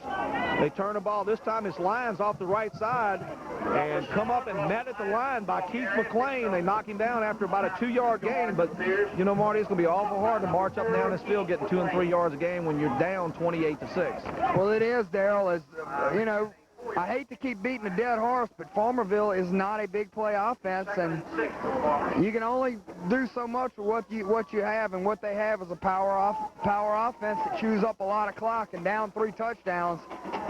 The later in this game at 2:16 to go in the third, the tougher it gets. Pitch the ball. It's on the turf. Jones picks it up. He's going to be hammered back deep, and that looks like Devarius Best. And also number 70, Derek Hunter, back in the backfield, drops him for an 8-yard loss, going to bring up 3rd down and 13. So another miscommunication there by the Farmerville quarterback and tailback as the pitch went high and he couldn't handle it. Good job by Jones to follow him, though, to keep possession. And I tell you what, Charles Baglio could not have written a better script for the third quarter, Darrell, as we're down to 1:41 to go, and no score, nothing changed. So he's going to be satisfied to still be up 3 touchdowns going into the fourth quarter, as this has been a swift-moving third quarter. Everybody's keeping the ball on the ground here. They turn and pitch the ball to Fields to the outside. Gets to the corner. Albritton tries to come up and make the play. Cuts back inside. And the young man gets out to the 50-yard line for the first down. And that's a first down, as though the clock is down to 1:17. When you got them 3rd and 13, you don't expect them to pick it up on the run. But the young man showed some quickness to the outside as they pick up the first down on the toss sweep. And, Darrell, that's only the second time we've seen Fields run the ball. And he shows a lot of explosiveness as he has a lot of speed, and maybe they should have gone to him a little earlier. Well, they have no wide receivers, just a power package in, but you got to watch the tight end slipping out. This time they pitch the Lyons. He's off the right side, and that's going to be Devarius Best. Comes up and grabs him down the leg and then asks for help to bring the young man down, doing a fine job there. By number 6, Devarius Best. He picks up 4 yards on the play. It is 2nd and 6 for the Farmers. And, Marty, this Farmerville team has yet to give up. There's 45 seconds counting left to go here in the third quarter. They are in Tiger territory. Tiger 47-yard line. As winding down here in the third quarter. Power out set once again. They hand the lines up the middle. He's going to pick up 2 or 3 yards. Falling forward. It's going to be close. Within 1.5 yards of the first down. Big third down play coming up for the Farmerville Farmers. 16 seconds and counting. Not sure if they're going to try to get another play off before the start of the fourth quarter. And Independence right now giving up small chunks of yardage, but the clock is their ally is 2-1, and that's going to end the third quarter. And you will see, as I'm waiting for the official blow the clock, there's all zeros on the clock as the Independence Tigers lead at 28-6, and we'll go into the fourth quarter, 4 fingers raised, and I don't understand this call. What is a timeout for at the end of the fourth quarter? The end of the third quarter, I believe the official's a little bit confused here. But, Darrell, that was the swiftest moving third quarter I think we've seen all year long, and that's just what the doctor ordered. It's the end of the third quarter. The score after 3 quarters. Third down and a long 3 as the Farmerville Farmers start this fourth quarter. Desperately needed to get some points here, Marty. We had a halftime score. It was Evangel 17, St. James 14 at halftime. The winner of this game will play that team, and he's stacked up at the line. Going to be a little bit short of the first down. I believe, depending on the mark, it's going to be very close. We have a tough angle from here, and that was McLean, Antoine Smith, and Mulkey in on the stop, and it's going to be 4th and 1. So right here, look for big Russell lines to get the ball, try to keep the clock moving. And Farmerville, like you said, Marty, with a lack of the big play offense, it's going to be tough for them to march up and down this field down 3 touchdowns.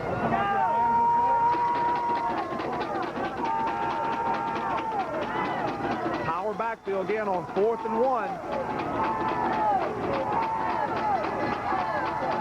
And Jones will take a timeout for Farmerville. And Marty, at this time, you know, this is probably our last broadcast of the year as us as a group, and we'd like to take time out to thank L.E. Wallace and Ken Benitez for helping get us on the air. Our chief and crew, Ron the Wolverine Gotro, and his crew of crawfish down there, and they are in Kentwood tonight. Also Benny Latine and Jeff Daza, and all our cameramen, Butch Lee, Catfish Phil, and Mike Maison Blanche. You know, we have had a great time this year, but we wouldn't be at any of these games without our sponsors. And, you know, right now, if you can think of anybody who sponsored any game this year, no matter who it was, and you going by during your Christmas shopping, try to remember these people. Go by, thank them, buy something from them for helping us get all this on air. We appreciate being here. We have had a great time this year as we are 11-15 away in this ballgame. Tigers lead at 28-6, and we are one step away of going to the Dome. We followed Independence for a part of the year and all the way through the playoffs, Marty. And I got to tell you, I'm excited. Of course, here in the fourth quarter, and we're looking forward to being at the Dome next week with these Tigers if they can hold on here for another 11 minutes. So 4th down and 1, big play here as you see big Russell Lyons deep in the power set. Look for him to get the football here as Farmerville tries to keep their hopes alive. There's the pitch to Lyons. He's hitting the backfield, going to be stopped, and the Tigers will take over at the 46-yard line, and they knew it was coming, and they stopped it this time, Marty. And that was big Antoine Smith coming up, and he made the stop, and right there, oh, baby, that was Tigers defense just coming up big. And now the offense's job is just to put a couple of first downs together. You score great. If not, eat some of this clock up and look for them to run LeBrandon Tofield left and LeBrandon Tofield right and just keep the clock moving. It is now 11 minutes to go here in the fourth quarter. Tigers offense has been explosive all night, to say the least, Marty. Big play after big play as they come with the power set. DiMaggio, your fullback. And there's Tofield right up the gut off the right side. He's going to pick up about 2 yards. Goes down at the 49-yard line. And I'm not sure how many carries the young man has tonight. I know he had 39 last week, Marty, and he is just a workhorse. He is a workhorse, Darrell, and he never gives up. He keeps going harder and harder, and, you know, he's been banged up a little bit this year, but he just keeps fighting and fighting, and there's no quit in this Tiger team, and there's no quit in LeBrandon Tofield. And I got to tell you something, too, Marty. This offensive line didn't open up many holes early aside from the one big play, but as the game has worn on, they've worn down, I believe, this Farmerville team. Starting to get a few holes as he picked up 3 on that one. Seaver looking to throw the football across the middle. There's Albritton. Lays out for it. The ball hit the turf. He tried to disguise it like he had it, but a good call by the officials there, and a kind of a different call than we expected from Keith Corona, offensive coordinator, as he put the ball in the air, and the clock stops with 10:21 to go here.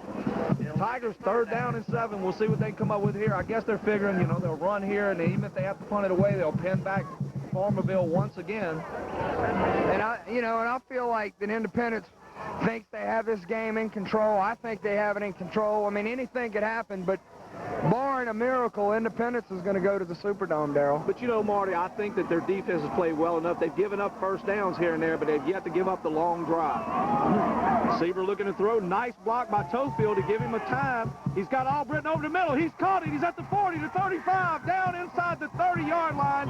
And once again, Antron Seaver's athleticism gives him time to throw the football, and Albritton got open. He put the ball in the money, a first down, Tigers. And a big hats off to Tofield. I saw him on the left side pick up the blitz, which allowed Tofield a little bit of time to throw the football. And, Darryl, that's just outstanding. They just seem to execute all year long, and you know, when things are going good for you, they're going good. And this year, they've just gone great for Independence. And after 19 years of head coach Charles Backley, if I'm not mistaken, this is his first state finals, and they are going to be on their way to the Dome. It looks like under 10 minutes ago, the score is 28-6. And if we sound a little bit like Harry Carey pulling for the Cubs, we are pulling for the Tigers, folks. Brandon Tofield off the left side, hit the line, spins that little 360 move, keeps the legs pumping, drives forward for about 5 yards. And Marty, he's got to be closing in on about 175 yards here. Another big game out of the real deal. Another big game indeed out of him, Kenny Albritton, Antron Seaver, Rod Williams, the entire Tiger team. And, you know, we talked about this team, and there's no I in team, and Independence Tigers have been a perfect example of that all year long. Well balanced on offense, as we mentioned, a lot of teams. Weatherford has a touchdown, Albritton 2 touchdowns. Williams had the big reception to keep the drive alive, to set up one of the touchdowns. Tofield's been himself. And how about big Antoine Courtney playing fullback? He's back in at fullback, and he's going both ways. And I know the young man was feeling a little rough there at halftime, and he's back in there doing the job. So Tofield picks up about a yard. It'll bring up about 3rd and 4, but Antoine Courtney has played big on offense tonight. And just as we say that, we have a player down. And I think it is Courtney. And, you know, the young man's getting tired. He was having trouble swallowing at halftime. He's just basically wore out. He's been playing real hard tonight. Has been a demon on defense for the Tigers. And we say it one more time, folks. We'd like to thank all of our sponsors. Dixie Motor Company helping get us this van to get us here tonight. We can't tell you how much we appreciate the gang over there at Dixie doing that for us. If you're in the market for a vehicle, go by and see them at Dixie Motor Company. Also, S&S Sports Center. They have shoes. They have sweatpants. They have women's warm-up suits. They have women's clothing. They have Nike. They have Reebok. They've got it all over there. Go by and see the gang over there. And then for team sports, they do silk screening and embroidering. One of the quickest turnarounds around. You go in and you get it as quick as they can do it. So they do a great job over in S&S. Corona's Bakery, I can't tell you all the stuff they have over there. Go by at lunchtime, have a po' boy. They serve them from 10:30 to 2, Monday through Friday, and they have all the delicacies you could want. Pastries, bread baked daily. They have pies, cakes, cookies, you name it, they got it. It's delicious. 3rd and 5 for the Tigers. They turn this time. They fake it to Tofield. They're sending Seaver right. Takes his time, throws the ball to Weatherford on a little out pattern. It will be down inside the 9-yard line. And whatever Keith Corona calls, Keith Corona gets tonight, as he has called a great game plan. And hats off to the whole Independence coaching staff. They came in here tonight knowing what they had to do, and they've done it, Mark. Well, they have, and you can't stop Independence. You can only hope to contain them, and you can't even contain them tonight, Darryl. No, Marty, they have used all their weapons tonight. There you saw Weatherford, big tight end. They've used him twice, once on the touchdown and on this one. And he gets them the 1st and goal inside the 10-yard line. Antron Seaver brings them up to the line. The one-back set, Albritton to the low side of his screen, Williams to the high side.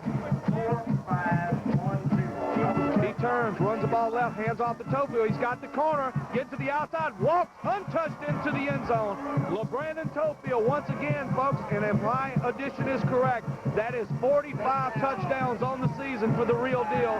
And the Tigers now lead this one 34-6 with only 7.5 minutes to go here in this ball game. And right now you can just feel the air let out of this side of the stadium as Farmerville has had a great year and played gamely tonight, but no match for the Tigers offense and the Tigers defense here tonight, Marty. Well, they haven't. I mean, they put up a gamely effort, Darrell, but certainly they got beat by a better team tonight as Independence is. Tell you what, Darrell, they're as good as any team in high school in any class. And I'm going to tell you something, Marty. We've been quiet about this one all year long, but granted, we don't know the outcome of the other game yet. It was 17-14 at the halftime.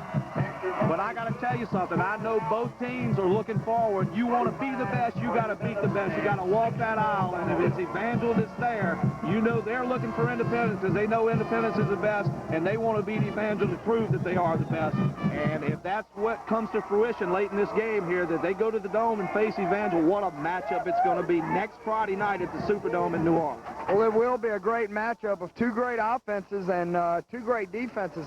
Obviously, two of the best teams in the state in any class, and Independence will have a great chance. They really will.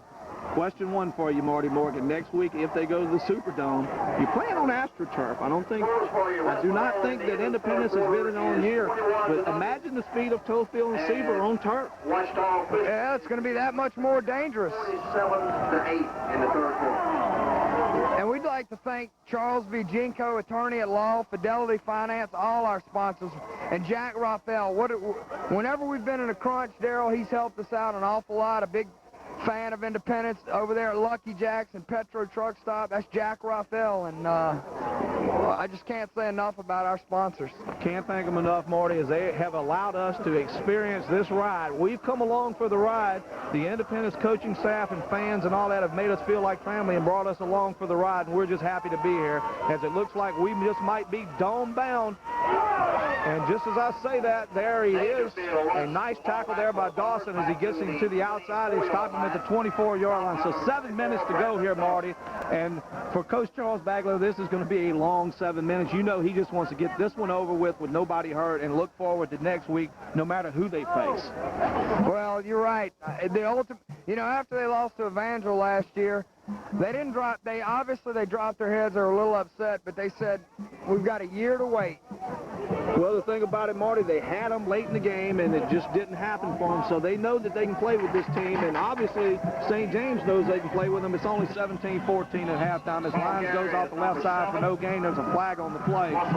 And what about Tangipahoa Parish football this year and Tangi Sports coverage of it? This is the first time, I believe, in Tangipahoa television history that we have carried basically 3 games every week. We've seen every team in the parish this year, 8 teams in the parish.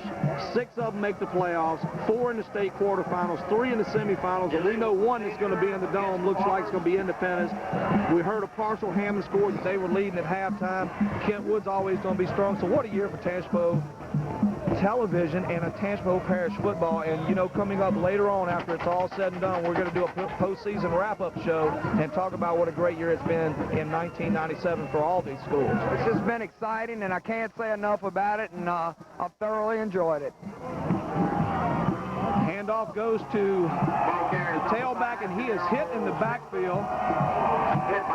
And that was Malky and also Big Don Drake. And those 2 big guys up front have done the job up the middle tonight. What little bit of yardage they've gotten to the outside. But the big men in the middle have stood up tall tonight. And right now, it looks like everybody on the Independence sideline, I think all of Independence is here tonight, Marty, and they are rocking and rolling on the sideline. A little quiet on this side, but I tell you what, not many of the Farmerville fans is left, and they're proud of their kids.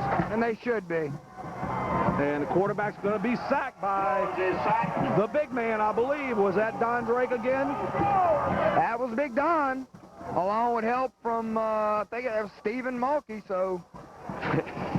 And, you know, I'll tell you something about this big man. He weighs well over 300 pounds, up around 315, and when he lands on you, I think I felt the bleachers shake over here, Marty. And he's a quick guy for a big guy. I mean, he's not slow. He's not your typical 300-pounder, Darrell. No, fleet of foot. As he just moved to the inside and crashed him down there. It's going to bring up a 3rd down, and, wow, about 25 here for Farmerville. They're going to pitch the ball outside, and that's Antoine Smith in the backfield once again. And right now, these Tigers are just teeing off on this Farmerville Farmers team. The Plowboys have met their match tonight here in Farmerville. Well, they have, Darrell, and they're just going to have to plant some new seeds for next year as the Independence Tigers have come in here and just torn up their crops.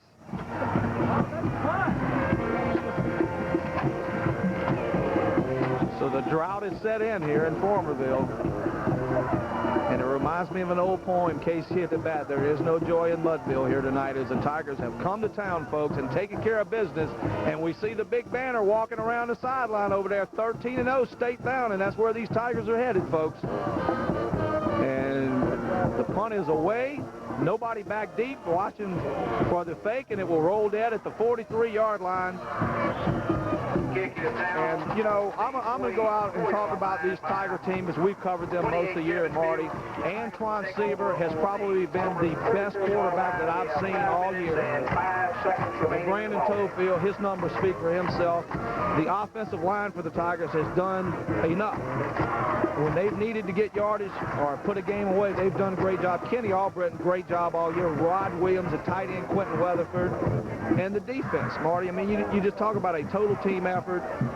They've had a little trouble on special teams recently, a block punt tonight, a few missed extra points, but overall this team has been phenomenal. And that's why they're going to be 14-0 and heading to the Louisiana Superdome next week for the state AAA finals. There's 4:53 to go. And Darrell, you like this. 35-6. A lot of the young players getting a chance to play. And what this does, you know, it helps you for next year. It helps build, give some of these second teamers a chance to play. And right there, Independence, they just reload, Darrell.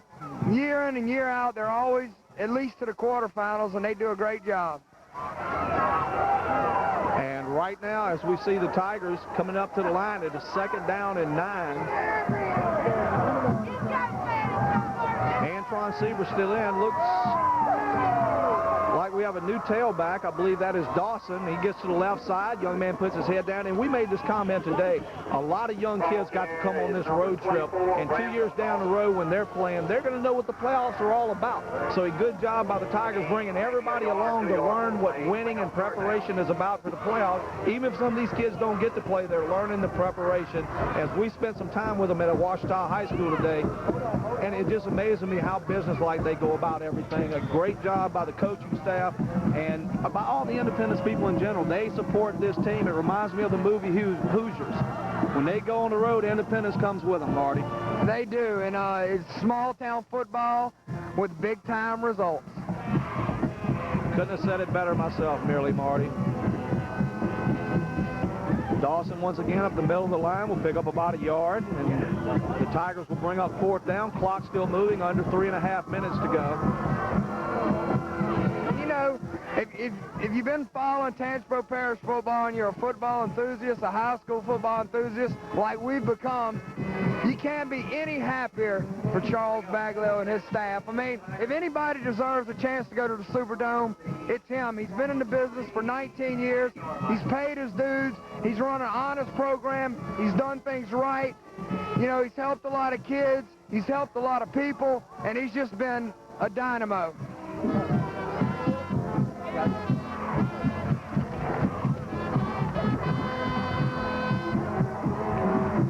2:38 to go. They go for it on 4th down. They'll turn the ball over to 43-yard line. Right now, they're just happy to keep the clock going. And, Marty, if I know Coach Charles Baglio at all, and we've got to know him a little bit this year, and this Independence team, they're going to celebrate tonight, but tomorrow, they're not looking to go to the Dome. They're looking to win at the Dome, and they will be ready to play football next Friday night in the state finals. And, you know, I can't be happier for this team, for this town, and hopefully Hammond wins tonight, Kentwood wins, and it'll be a Tangipahoa Parish party at the Dome next weekend. That would be great. And the Independence Tigers, they're walking to New Orleans. Good thing you're an announcer and not a singer there, Marty, because that was just a little bit off key. And once again, a lot of the young men getting a chance to play here. Marty, clock ticks down under 2.5 minutes to go. And look at that sideline across the way there as the Independence Tigers marching the 13-0 banner around in front of their fans. And everybody's excited about this. And I tell you what, you know, we talked about all the signs in the town and all this, and it really brings a town together. We saw it do it for Hammond last year as they made their trip along the way, and it's going to do it for Independence this year. And, you know, I'm going to tell you what, if anybody talks about anything else in Independence besides that game this week, I'll be surprised. 2nd and 8. Jones looking to throw the ball, being pressured by Antoine Smith. Got a receiver open as he's out of bounds.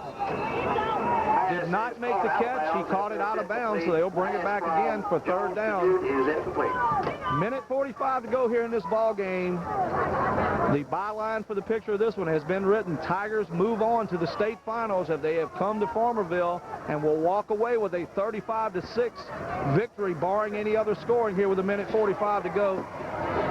The Independence Tigers, 14-0, second ranked in the state. And what a scene it is on the other sideline. We are on the Farmerville stands. It's kind of quiet over here, but it is pandemonium on that side.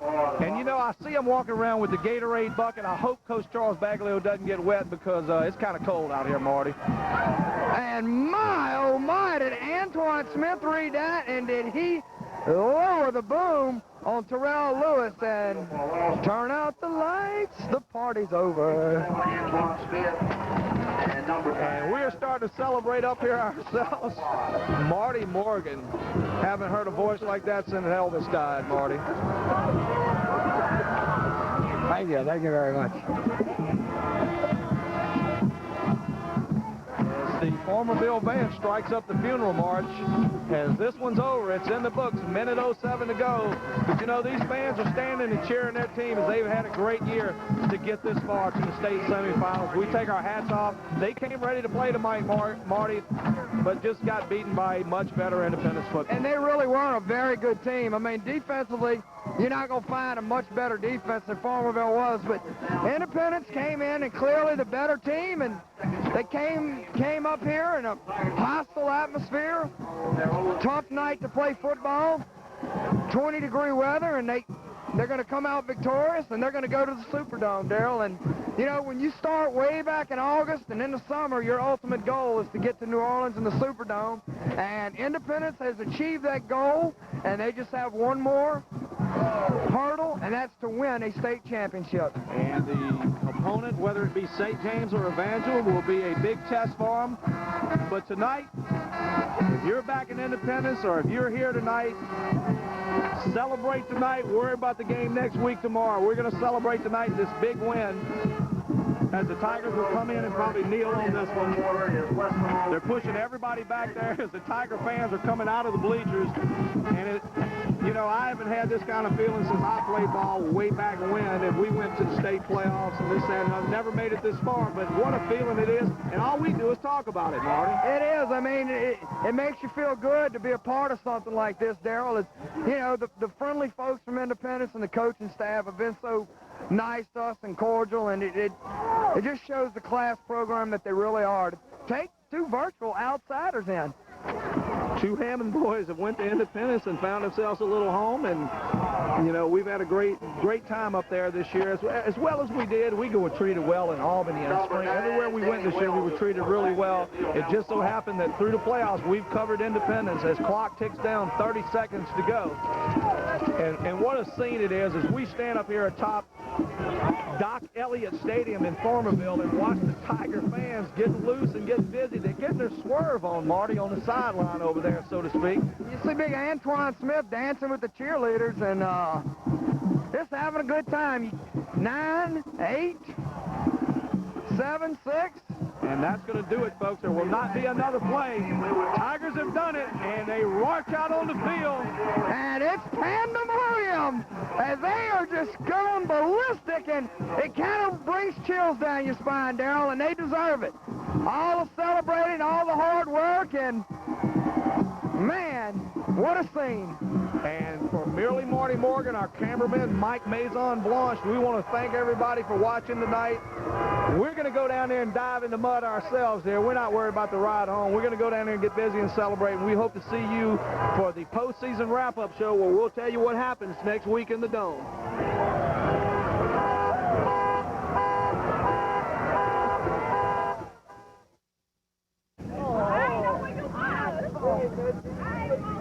Coach, it's been 19 long years. You've waited 19 long years. After last year, you had one goal. You know, you lost the heartbreaker in Shreveport, and your one goal was to get back to the Superdome. You worked on it all summer, all year. This is probably the best game that y'all played all year long, and you got the big prize. Yeah, we did, but it's 31 years, Marty. I've been in this thing 31 years, and this is the first time in the history of independence we've ever been in the state championship game. And there's a lot of awful happy people here tonight because it meant an awful lot to a lot of people. And the kids have played good all year long. It was nothing surprising. I always worry about a letdown, but this bunch doesn't want to let down. They came off of that last year's game against Evangel with an awful lot of confidence, and it's been building ever since. Well, you know, you talk about Antron Sieber, LeBrandon Toefield, but it truly is a team effort, the Independence Tigers. You know, the underrated defense, the ability for Kenny Albritton to make plays, for Rod Williams to make plays, just different guys just constantly coming up. And the thing that impresses me, Coach, is all your former players, all the people that have stuck with you for so many years. They're here celebrating with you, your daddy, your brother, your nephew, your whole family, and it's just been exciting. Yes, it has. I really it hadn't hit me yet, you know, but like I said, there's an awful lot of people that this one was for. There's a lot of people went through our program in 31 years, and Coach Tank Jenko, I was with him for quite a while, and he's part of it, and they're all part of it. And this young coaching staff I can't say enough about them because without them, you know, we wouldn't be here. I let them do all the work, and I just kind of stand around a little bit. Sit back and look good. Darryl? And, Coach, we know you're ready to get back to your team. I got one little class question for you. You know, we came up early today and went to Ouachita with y'all, and we've watched all season long the business-like manner that y'all have taken this. A lot of teams get in the playoffs and their emotions take over, and, you know, all year long it's been strictly business. You had a goal this year, and, I mean, you came out here, not a lot of emotion, and just did exactly what you wanted to do to win the football game, and you've done it every game this year.